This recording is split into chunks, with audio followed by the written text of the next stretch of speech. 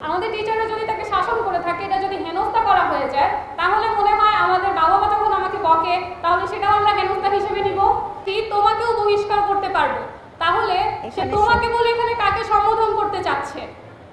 আচ্ছা, আমরা যখন কলেজে ভর্তি হয়েছি তখন আমরা সবাই জানি যে একটা কলেজে যখন আমরা ভর্তি হয়েছি আমাদের প্রত্যেকটা শিক্ষককে সম্মান করা আমাদের দায়িত্ব এবং কর্তব্য।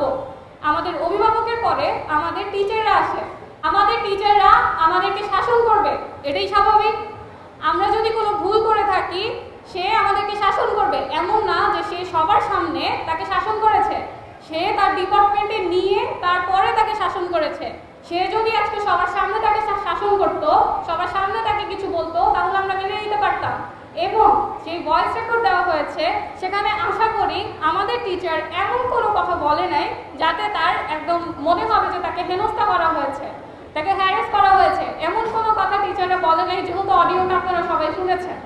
আমাদের টিচাররা যদি তাকে শাসন করে থাকে, এটা যদি হেনস্থা করা হয়ে যায়, তাহলে মনে হয় আমাদের বাবা মা যখন আমাকে বকে তাহলে সেটাও আমরা হেনস্থা হিসেবে নিব। আমাদের বাবা মা যদি আমাদেরকে শাসন করতে পারে, তাহলে আমাদের টিচারেরও উচিত যে তারা আমাদের ভুল ধরে আমাদেরকে শাসন করবে। এবং একটা টিচার যখন দেখে যে না, এটা আমি হ্যান্ডেল করতে পারছি না, তখন তারা আমাদের অভিভাবককে ডাকবে, তাই তো? তারা চাবে যাতে আমাদের অভিভাবক এবার আমাদেরকে হ্যান্ডেল করতে পারে কি না সেটা দেখার জন্য।